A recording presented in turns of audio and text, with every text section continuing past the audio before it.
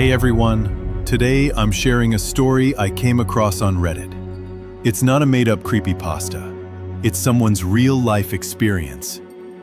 And honestly, it's disturbing. Whether it's true or not, I'll leave that up to you to decide. But it really stuck with me. If you like real horror stories like this, feel free to hit subscribe, give this video a like, and let me know in the comments what you think about it. All right, let's get into it. You know, I never thought I'd be one of those people with a story to tell. I've spent years scrolling through other people's nightmares online, a silent observer in the dark. But some stories you don't find. They find you, and mine. Mine found me in the walls of my new home. A few months ago, I was just happy to have found a place I could afford. A one-bedroom in a part of downtown where the buildings have more history than tenants. It had character, you know. Hardwood floors that groaned under every step like they were telling secrets, and hallways so narrow you had to turn sideways to carry in your groceries. There was a closet in the bedroom too, a deep, cavernous space that seemed to go back much further than the floor plan suggested. But the rent was a dream, half of what my friends were paying, so I ignored the building's unsettling charm. For the first few weeks, life was normal. The symphony of an old building was my only companion. The mournful groan of pipes in the dead of night. The phantom drafts that would snake their way in from cracks I could never find. Standard stuff. But then, about a month in, the building began to speak in a new voice. It started with a scratching sound. At first, I dismissed it. An old building is bound to have mice. I laid down traps, cheap wooden things that snapped shut on nothing but air. The scratching continued, a frantic, desperate sound from deep within the walls. Then came the knocking. This wasn't a tree branch tapping against a window pane. This was methodical, intentional, a slow, deliberate tap, tap, tap. It felt like a signal coming from somewhere inside the wall of my bedroom. I mentioned it to my landlord, a gruff, dismissive man who just shrugged. "It's an old building," he said, the words worn out from use. Probably just settling. But it wasn't settling. The knocking grew more persistent, more punctual. It had a schedule. Every single night, the silence would be broken at exactly 3:17 a.m. Not 3:16, not 3:18. Always 3 knocks. Every damn night. Sleep became a luxury I couldn't afford. My nights were spent staring at the ceiling, waiting for the inevitable. And it was during one of those long, sleepless vigils that my eyes kept drifting to the bedroom closet. The back wall, it was wrong.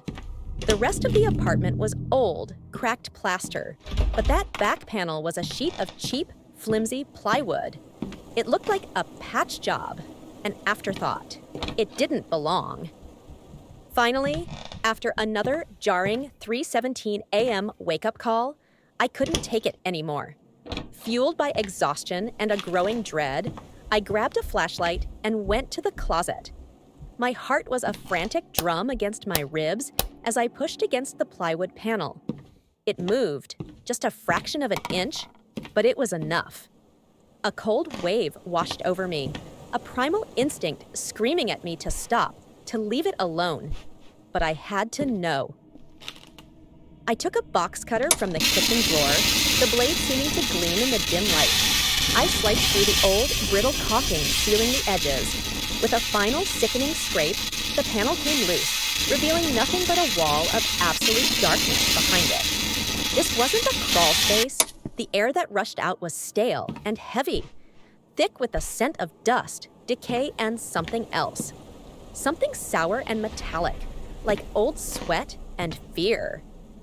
My flashlight beam cut through the blackness, shaking in my hand. It landed on a single metal chair, bolted to the center of the floor. Leather straps, dark and stained, dangled from its arms and legs. Beside it, A small wooden table held a collection of rusted tools, pliers, a handsaw, other shapes I refused to let my mind identify. But the tools, the chair, they weren't the worst part. The worst part was the walls. They were covered in writing, scrawled desperate messages scratched deep into the plaster, as if by a knife or maybe fingernails. They were names, dozens of them, layered over one another. Some were so faded they were almost ghosts on the wall. But others looked chillingly fresh. My light scanned the wall, and then it stopped. One name stood out, carved with a terrible clarity. Emily Carter. The name hit me like a physical blow. That was the previous tenant, the one the landlord had told me moved out suddenly. I didn't even think. I just ran. I scrambled out of that hidden room, out of the closet, nearly tripping over my own feet in a blind panic. I burst out of my apartment and didn't stop until I was on the street, gasping for air, dialing 911 with trembling fingers. The police came. They searched the room, their faces grim and unreadable under the sterile glow of their flashlights. They took photos, asked me a million questions I could barely answer. But here's where the story takes a turn. When they checked the official city and landlord records, there was no Emily Carter, no lease, no rental application, no trace she had ever lived in that building at all. It was like she had been erased, like she never existed. The officers left with a promise to look into it, a phrase that feels a lot like a dead end. I couldn't stay there, not for one more night. I grabbed a few things and went to a friend's place. But the next morning, I had to go back for my work clothes. The apartment felt different in the daylight. Colder, hostile. I was stuffing clothes into a duffel bag, my ears straining against the silence when I heard it. Not from the wall this time. It came from the closet. 3 slow, deliberate knocks. Tap, tap, tap. I left the bag. I left everything. I just ran. A brief, tense, musical transition plays. It's been a few days. I'm still at my friend's, living out of a suitcase, trying to break my lease. But my landlord, Mr. Hargrove, is refusing. He's accusing me of damaging the property, of vandalism, for opening that wall. When I mentioned the hidden room and what I found inside, his voice on the phone went ice cold. There was a long, heavy silence. Then he hung up. I called the police again, pushing them, begging them to check the building's original blueprints. And that's when Detective Ruiz, the one assigned to my case, finally started to believe me. The room, it wasn't on any official records. It was a void, a phantom space that officially did not exist. I started my own digging, spending hours in the city archives, scrolling through microfiche until my eyes burned. The building was erected in the 1920s. For decades, it was a boarding house, and that's where I found them. Small, forgotten articles from the 50s and 70s. Reports of tenants who had simply disappeared. No bodies, no suspects, no arrests. Just people who checked in and never checked out. Then I found her name, Lillian Hargrove. She ran the boarding house back then. She was the landlord's grandmother. A tiny article from 1973 mentioned a tenant who vanished without a trace. The police had questioned Lillian, but the investigation went nowhere. My blood ran cold. This wasn't a secret kept by one person. This was a family tradition. And that room, they'd been using that room for a very, very long time. Sleep offers no escape.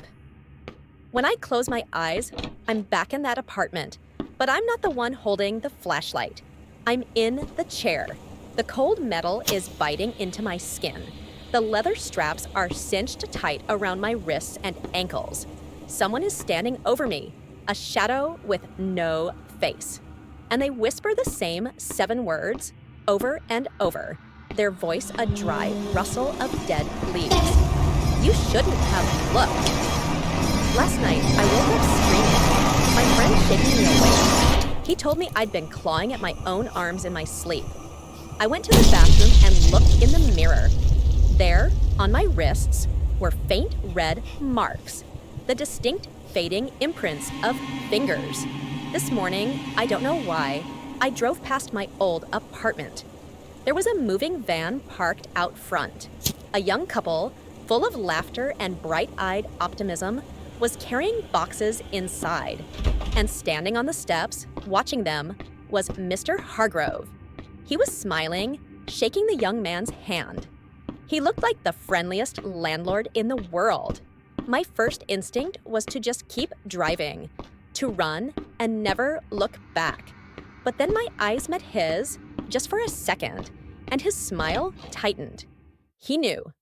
I couldn't let it happen. I pulled over, my heart hammering, and I told them everything. The knocking, the closet, the chair, the names on the wall. At first, they looked at me like I was insane. But then the guy, Jake, stopped, his expression changing. He turned to his partner and said, "Wait, our closet does feel weirdly deep." I gave them Detective Ruiz's number and begged them to be careful. I thought leaving that place, putting miles between myself and that room, would be enough. I thought the knocking would stop. I was wrong. Last night, in the quiet of my friend's apartment, at exactly 3:17 a.m., his cat suddenly sprang up, its back arched, fur on end. It let out a low, guttural hiss, its eyes fixed on the bedroom door. And then, through the silence, we heard it. Tap, tap, tap. 3 knocks, not from inside a wall, not from a closet, but right on the other side of the door. Whatever was in that room, it isn't in the room anymore. It's looking for me.